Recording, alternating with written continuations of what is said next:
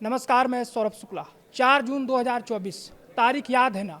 BJP ने नारा दिया था अब की बार 400 पार, लेकिन जब नतीजे आए तो सब सन्न रह गए।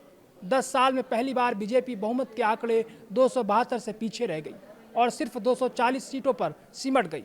अयोध्या जैसी सीट पर हार मिली और पीएम मोदी की आंखों में वो नमी पूरी दुनिया ने देखी थी। लोग कहने लगे मोदी लहर खत्म हो गई, लेकिन क्या वाकई ये सच था? बिल्कुल नहीं सच था। आज हम आपको बताएंगे कि कैसे पिछले 2 सालों में बीजेपी ने एक ऐसी वापसी की जिसकी कल्पना किसी ने नहीं की थी। दिल्ली फतह से लेकर बंगाल में ऐतिहासिक जीत तक यह है बीजेपी के कमबैक की पूरी कहानी।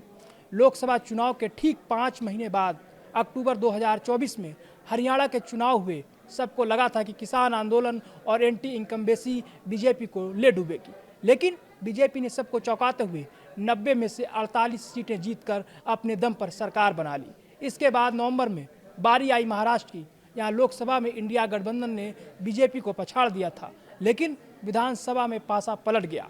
बीजेपी गठबंधन ने 200 से ज़्यादा सीटें जीती और अकेले बीजेपी ने 131 सीटें लाकर साबित कर दिया कि वो बड़े भाई की भूमिका में है। अब महाराष्ट्र में बीजेपी का अपना मुख्यमंत्री है।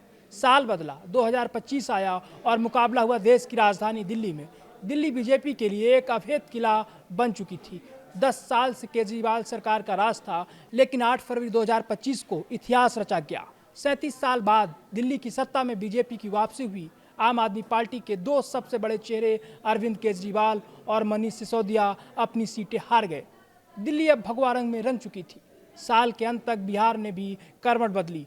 नवंबर 2025 में बिहार की 243 सीटों पर चुनाव हुए। बीजेपी ने न सिर्फ सबसे बड़ी पार्टी बनी, बल्कि राज्य के इतिहास में पहली बार बीजेपी का अपना मुख्यमंत्री कुर्सी पर बैठा। लेकिन सबसे बड़ा धमाका तो कल यानी 4 मई 2026 को हुआ है।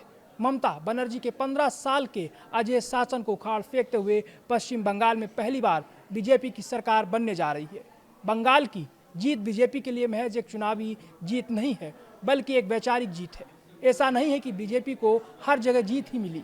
असम में तो उन्होंने अपनी सत्ता बचा ली और पुडुचेरी में भी जीते, लेकिन दक्षिण भारत के केरल और तमिलनाडु में उन्हें अब भी बड़ी सफलता का इंतजार है।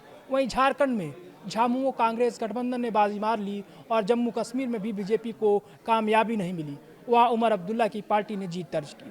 तो लब्बो लुआब ये है कि 4 जून 2024 को जो पार्टी कमज़ोर दिख रही थी, उसने 2 साल के भीतर दिल्ली, बिहार और बंगाल जैसे राज्यों को जीतकर एक बार फिर भारतीय राजनीति में अपनी बादशाहत कायम कर ली है।